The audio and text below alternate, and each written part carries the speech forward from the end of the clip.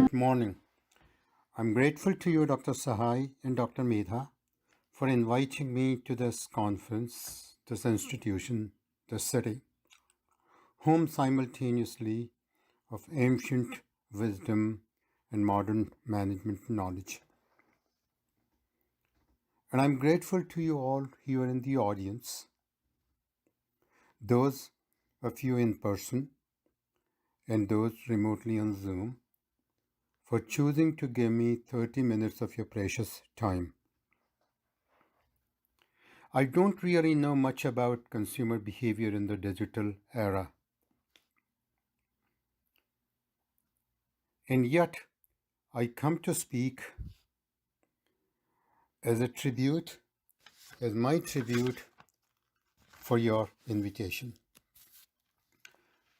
I do have a small tangible gift though. On this card here, I have printed what I believe should be the definition of marketing. You can have it if you like. I want to present to you 6 ideas, 6 trends. 2 of them are happening now, they're red hot. 2 have happened, but I believe they need to be revived. And 2 should happen. You see, we should not only be trend followers, but also trend makers. As Amitabh Bachchan says, मैं जहाँ खड़ा होता हूँ line वहीं से शुरू होती है.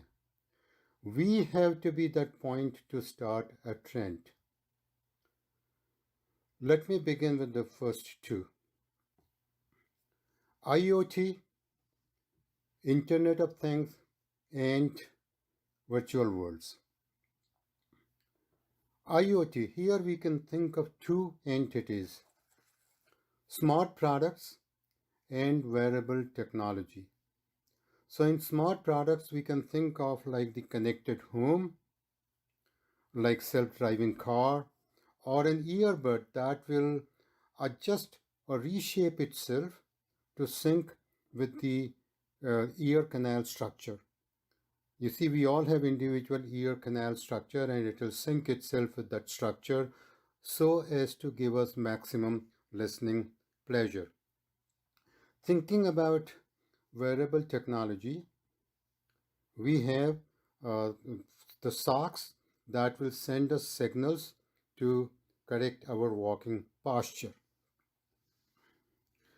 or clothes that will clean themselves, or an undershirt that will analyze our sweat and send our health report to our doctor, or a hug shirt, this last one here. You buy 2 of them and give one of them to your loved ones. And then you can hug them anytime, anywhere, no matter the distance. Some of you would say, I want 2 or 3 or 4. In the coming years, these products are going to become much more prevalent.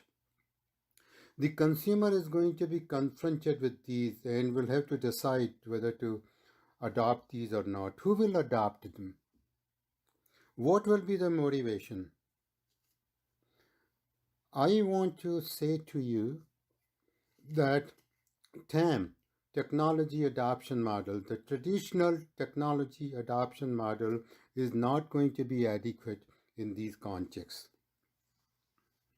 I suggest to you that there will be 4 filters: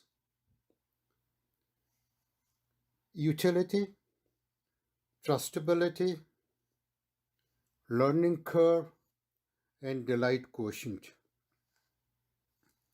How will these 4 filters play out?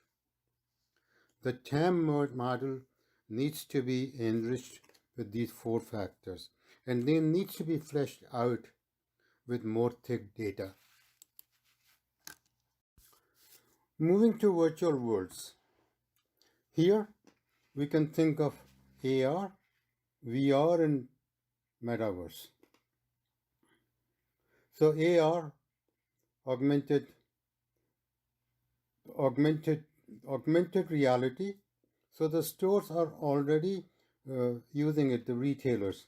So you're walking on a sidewalk in front of a store window, and in the store window you see a dress and you're wondering whether it will look good on you or not.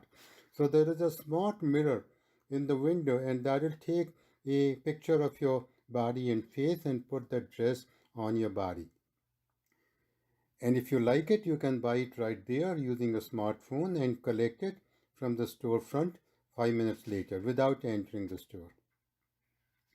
Another application is L'Oreal is selling its lipstick on Instagram. So let's say on Instagram, you are on the site and let's say there are 6 shades and you want to try them on. The lens in the app will take the picture of your face and put those 6 shades on your face for side-by-side comparison. You can't do that in the physical world. In the physical world, you apply one and then wipe it off. You apply another and then wipe it off. I don't know. I've not done it, but I assume that's how it must be done. That's the distinctive advantage of virtual reality or digitization. Now, let's talk about virtual worlds. So here, the obviously in here, sitting in your living room, you can be anywhere. So, for example, sitting in your living room, you could go and visit the Roman ruins, or take a film, and you could choose any character and replace yourself in that character. For example, Ranveer Singh or Akshay Khanna or Alia Bhatt. Now, then take metaverse. Now, the most obvious application here is the most familiar application is the gaming, like the Fortnite. But brands are creating the brand exhibitions in this virtual space. So, for example, Gucci Garden is a physical exhibit in Paris, and the company, the brand has created a Gucci Garden in Metaverse. Who will adopt these new technologies? Again, the same model applies. Utility, trustability, learning curve, delight quotient. These 4 filters would need to be fleshed out even with greater thought and greater innovation in consumer research. Then what roles will the visitors play? Who will visit them? But then what roles will they play? So there are 4 possible roles: tourists, limited engagement, shoppers. Now you could shop for 2 kinds of things. One are the physical products that you see in this metaverse, and you could even buy them in metaverse, but then you would acquire them and use them in the physical world. And the second type of objects are obviously the digital objects, which you can use only in the digital space or metaverse. Now that raises another issue. So we want to know what these 4 roles will be and what kind of consumers will occupy these 4 roles. You see, consumer behavior is about consumer differences. So segmentation is a tool that's unique to marketing, and we need to know the size of segments who would adopt these 4 roles. What will be their motives? What will be their psychographic profile? What outcome value will each of these 4 categories receive? And then there is this resident category. Here, the beauty is that you would create your avatar. That means you will create an identity of your dreams, unanchored in the physical reality. That raises another important issue. What relationship will your identity in the metaverse have with your identity in the physical world? And I can think of 2 possibilities right away. 2 exactly opposite possibilities. One, Having built this identity of my dream, I now have no motivation to improve and grow my identity in the physical world. Exactly opposite, since I have now seen the possibilities of building an identity of my dream, a self concept of my dream in the metaverse, I may now be motivated to grow and cultivate and nurture and enrich my self identity in this physical world. So, these new developments in the digitization of market spaces offers ample opportunities to consumers. Opportunities and challenges. Some consumers will be challenged, but regardless to the consumer researcher, they offer ample opportunity for research. Next, let me talk about these two trends: consumer decision making and self concept. I talked about self concept a minute ago, but here I want to talk about it in a different sense. So, consumer decision making. It will shock you to know that you can search the literature and there is not a model of consumer decision making styles.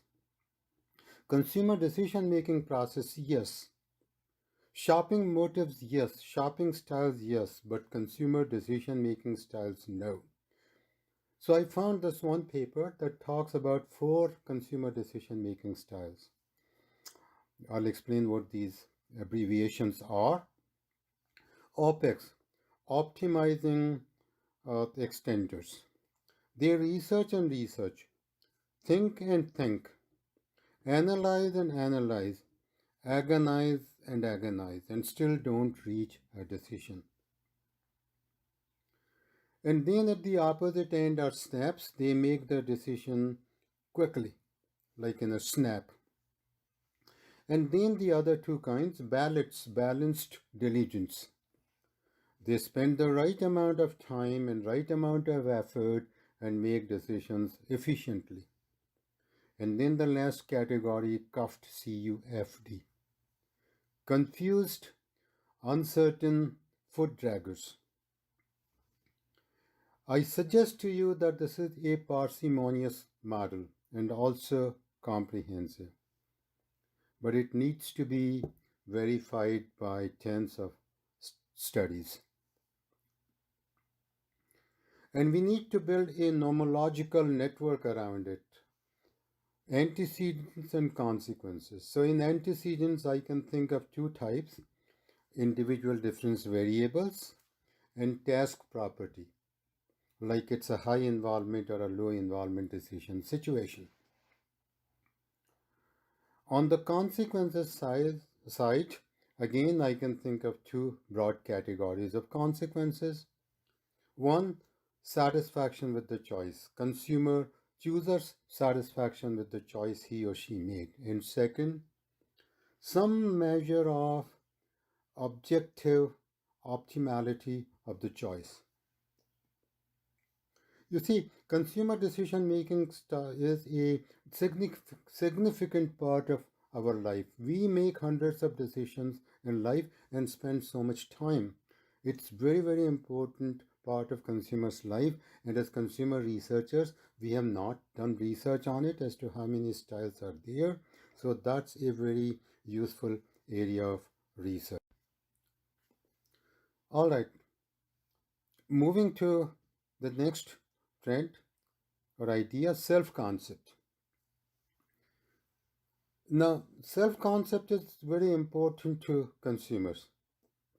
Everything we buy, and I'm not talking about subsistence economy or consumers who live hand to mouth, but those who have some discretionary income, for these consumers, a large proportion of the products that we buy with reference to our self-concept. Will it exhibit my self concept? Will it represent my self concept well? Will it enrich my self concept? It's that important to the consumer, and therefore it's that important to consumer researchers to study. Now, I should say that we have done a pretty good job in as much as we have come up with. There is this model, self concept brand image congruency. But I want to suggest to you another model. So, here we want to ask, when we as consumers think of who we are, what do we think of? We think of our body, and for some consumers, the body is very important, particularly if you're young. Then we think of our social roles. I'm a good father. I'm a sacrificing mother. I'm a devoted son. I'm a competent employee. Or we think of our education. I'm educated, I'm skilled, I'm knowledgeable. So I want to bet, here are these two types of consumers, for example, and I want to bet my bottom dollar that these two consumers will interact differently with the marketplace. The products they buy, how they buy, what they do with those products. How many types are there? 4, 5? We need to come up with 4 or 5 segments. 2 is too few, and 7 or 8 or 9 become too many to handle. So again, the idea of segmentation. And then culture will be an important factor, because for example, in the Eastern cultures, body will be in the Western cultures, body will be more important, most probably. In the Eastern cultures, social roles are likely to be more important. So cross-cultural researchers can have a field day on this topic. Let's move to the next one, nature.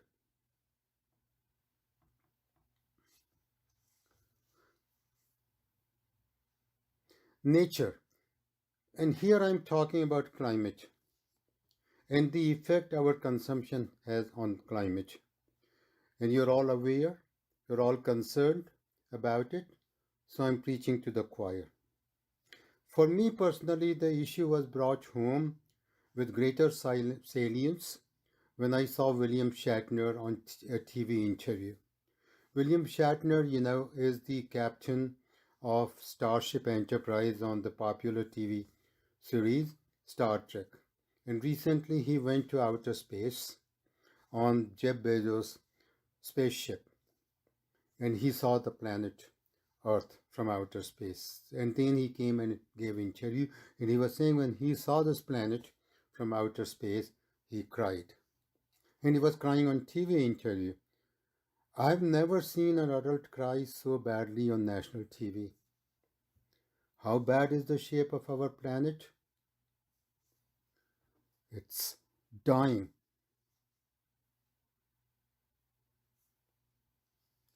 Now this graph shows something. Imagine that our annual income, our monthly income is $1,000, and we spend $1,500 a month. Then sometime by July, we would have spent the entire year's income, and we would be living on deficit. This graph shows that by what month of the year we exhaust Earth's capacity to replenish itself. In 1970, that month was December, so we were good, we were even. By 2022, we exhaust Earth's capacity to replenish itself by July. This is Earth overshot day graph. Earth overshot day graph. In another 20 years, we would be at the bottom. Here, this graph would be at the bottom. Why is it? Because of human consumption. And the moment I hear the word consumption as a consumer researcher, lights go up in my head. If we did not research how our consumption is affecting the planet, who will research it?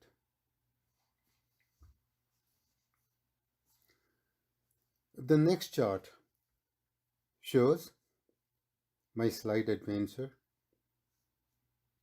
The next chart shows different countries. The chart will show up in a minute. Different countries, on an average, like which country is exhausting the Earth's resources when? In July 2022, the average for all the countries was July 28. In 2022, it was July 28.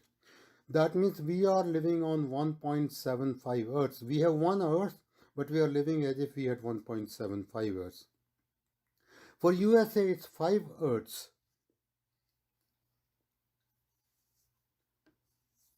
So, we need to modify this consumption behavior, people's behavior.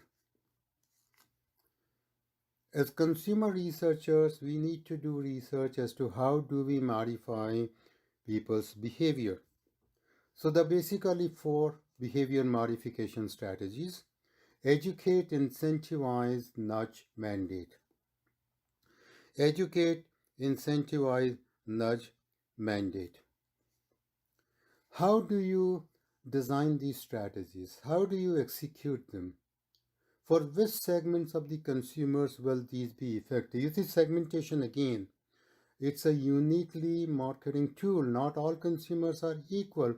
We need to research for which consumers, which of these behavior modification strategies will work. Yes, if you look at the literature, there are hundreds of studies on sustainability. We need to change that research paradigm. Our research has to be action oriented. It has to be embedded in action. We have to do research that will help us modify consumers' consumption behavior. More on that later. So let me go to the next topic. Body. The 2 things about this body. 1, we all have it. Check it out. And 2, we didn't have to make any effort for it. Yes, our mothers made the effort, but we just happened. Yes, we cried. That's because our eyes were shut. When we opened the eyes, looked around, this looks interesting. I can have some fun here. Do we value our body? You will say yes. Oh, really? If I have to replace this one finger, how much will it cost me? 5 fingers, the whole hand, to both hands, my feet, my eyes, my ear canal? About $1 billion, 1 Arab Rupiah. If we had a necklace of $10,000, we would guard it with our life. In body, we just take it for granted. Diabetes, joint pain. I would take a guess, and you can research it.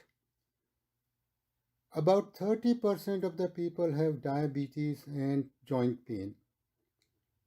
And they're getting it at an earlier and earlier age. 60 years, 50 years, 40 years, 30 years, 25 years. Now, I'm no doctor, but I think there are 3 factors for diseases. 1, our genetics. 2, our sedentary lifestyle. And 3, consumption. There is that word consumption again. The moment I hear consumption, lights go up in my head. We have to do research, not to publish papers, not to count Google citations. They will come. But I have to do research in order to modify people's behavior.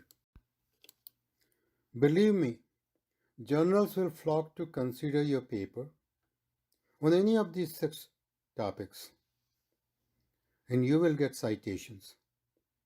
But that should be our second goal. Our first goal should be to help consumers modify their behavior. So here I'm thinking of a new research paradigm. Research embedded in action. That means we will have field experiments. A consortium of 10 researchers here, a consortium of 10 researchers there, a consortium of 100 researchers, 5 field experiments in one city, hundreds of them across the world, in collaboration with universities, governments, NGOs, businesses, philanthropists. Our goal has to be to move that needle over the next 10 years. Move that needle. In fact, there is a movement called hashtag move the date. We have to join that movement as researchers. Is it possible to reverse the trend? Yes, it is. Why do I say that? I say that because in India, let's take India. India in 2016 was using 2.5 Earths. In 2020, 1.7 Earths. In 2022, India is not on the chart I showed you by country. It's not on the chart because it's using 0.7 Earths. I don't know how India did it. You are the researcher. You go and study.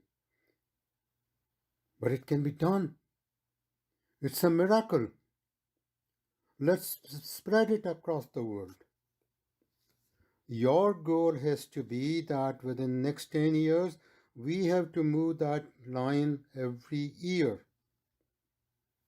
Our goal has to be that over the next 10 years, we have to make food consumption mindful among 20, 30, 40, 50, 60% of the population.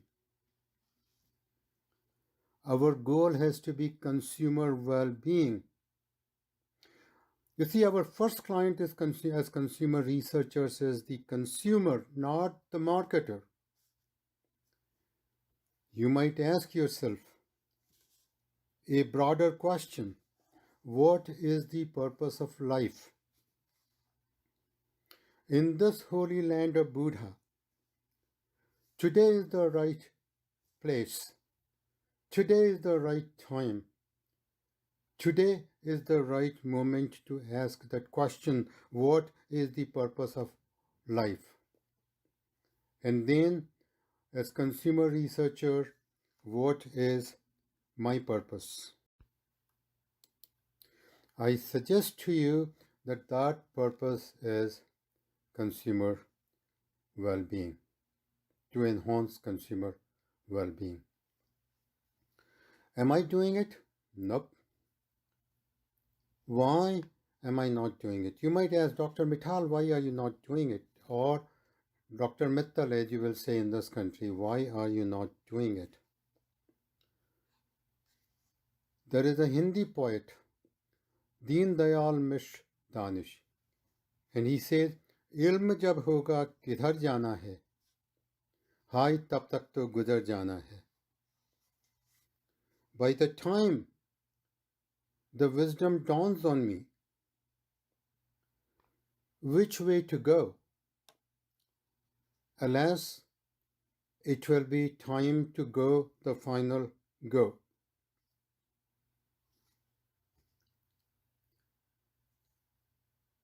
My time has come and gone. My sun is setting. Your sun is on the rise. Your time begins tomorrow. Thank you.